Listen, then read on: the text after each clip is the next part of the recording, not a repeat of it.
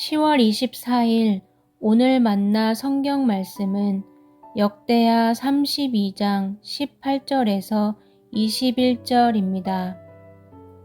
사네립의 부하들은 예루살렘 성 위에 있는 백성을 보고 유다 말로 크게 소리를 질러 백성을 두렵게 하고 괴롭게 하면서 그 성을 점령하려고 하였다.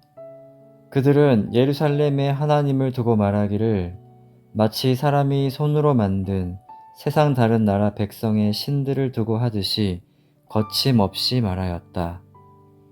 히스기야 왕과 아모스의 아들 이사야 예언자가 함께 하늘을 바라보며 부르짖어 기도하니 주님께서 한 천사를 보내셔서 아시리아 왕의 진영에 있는 모든 큰 용사와 지휘관과 장군을 다 죽여버리셨다. 아시리아 왕은 망신만 당하고 자기 나라로 되돌아갔다. 그가 그의 신전으로 들어갔을 때에 제 몸에서 난 친자식들이 거기서 그를 칼로 죽였다. 아멘. 오늘 만나러 만나주시는 하나님을 기대합니다. 남유다 히스기야 왕 시대 강대국 아수르 왕 산헤립이 예루살렘을 포위했습니다. 산헤립의 신하들은 성벽 위의 백성들을 향해 소리쳤습니다. 그들의 메시지는 단순하고 강력했습니다. 남유다의 신은 무력하여 너희를 건져낼 수 없다는 것이었습니다.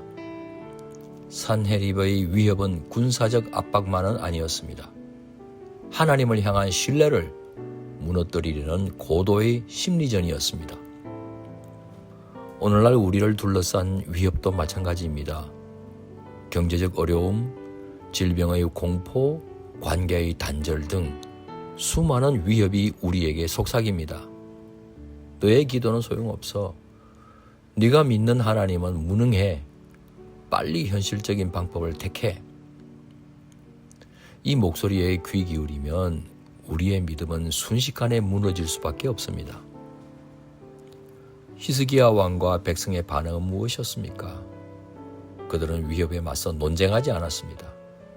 산헤립의 말을 반박하거나 성벽을 더 높이 쌓기 위해 힘을 쏟지도 않았습니다. 히스기야 왕과 선지자 이사야의 유일한 행동은 하늘을 바라보며 하나님께 부르짖어 기도하는 것이었습니다. 믿음은 위협을 바라보는 것이 아닙니다. 믿음은 위협 앞에서 하나님을 바라보는 것입니다. 하나님을 붙드는 것입니다. 믿음의 사람들은 위협의 목소리가 크게 들릴수록 더 크게 하나님께 부르짖습니다. 기도란 곧 너희는 가만히 서서 하나님의 구원을 바라보라는 말씀에 순종하는 행위입니다. 그분만이 우리의 진정한 피난처임을 신뢰하며 기다리는 것입니다. 몇 년 전 한 성도님이 갑작스레 암 선고를 받았습니다. 청천벽력 같은 소식에 두려움과 절망이 성도님에게 밀려왔습니다. 의사는 당장 수술과 치료를 서둘러야 한다고 했습니다. 그런데 성도님은 자신이 속한 교회의 작은 공동체 지체들에게 기도해 줄 것을 부탁했습니다. 이렇게 고백했습니다. 의사의 말도 중요하지만 내 생명의 주인이신 하나님께 먼저 여쭤봐야 한다고 생각했습니다. 어떤 결과를 주시든 내가 가장 먼저 해야 할 일은 이 두려움 속에서 하나님을 붙드는 것이었습니다. 공동체는 한 마음으로 기도했고 신기하게도 성도님 마음에는 하나님의 평강이 밀려왔습니다. 성도님은 평안 중에 의사의 치료를 받기 시작했고 그 힘든 과정에서도 믿음을 잃지 않았습니다. 하나님께서는 고난을 즉시 제거해 주지는 않으셨지만 고난을 이겨나갈 힘을 주셨던 겁니다. 긴 치료는 무사히 끝났습니다. 지금은 이전보다 더 활력 있는 삶을 살고 있습니다. 오히려 다른 환자들을 위로하는 사람이 되었습니다. 헨리 나우엔이 말한 상처 입은 치유자가 된 겁니다. 그렇습니다.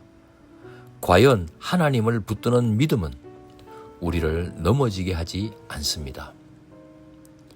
히스기야의 기도에 하나님께서는 어떻게 응답하셨습니까? 사람이 전혀 예상치 못한 가장 빠르고 가장 완벽한 방법으로 하나님께서 응답하셨습니다. 주님께서 한 천사를 보내셔서 아수르 진영의 모든 용사와 지휘관과 장군을 다 죽여버리셨습니다.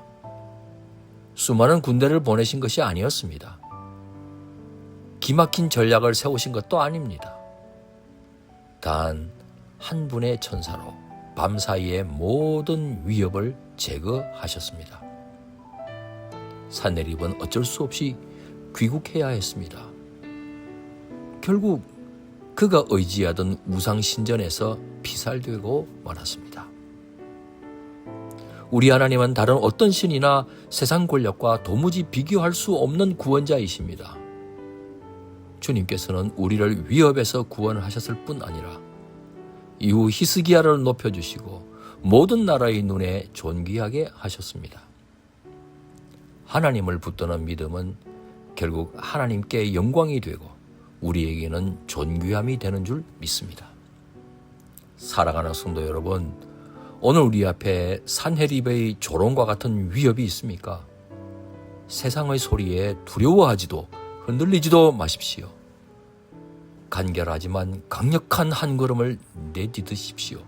바로 기도의 발걸음입니다.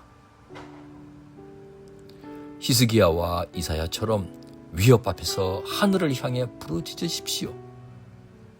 우리가 오직 주님만을 붙들고 있을 때 주님께서는 가장 좋은 때에 가장 완벽한 방법으로 우리를 건져 주실 것입니다. 이 믿음으로 승리하는 높은 뜻 성도님 되시기를 축원합니다. 기도하시겠습니다. 사랑과 은혜가 풍성하신 하나님 아버지, 위협에 굴하지 않고 주님만을 붙들게 하옵소서. 하나님을 향해 부르짖는 용기를 주시고 하나님의 구원을 경험하게 해 주옵소서.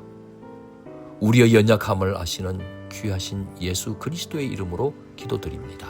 아멘. 이제 두 가지 제목으로 함께 기도하겠습니다. 첫째, 오늘의 말씀을 따라 기도하겠습니다. 우리의 마음을 흔드는 고난과 위협 앞에서도 기도의 자리를 지키는 믿음을 주시고 모든 문제를 해결하시는 주님의 구원을 경험하는 가운데 주님께 영광 돌리는 삶을 살게 하옵소서.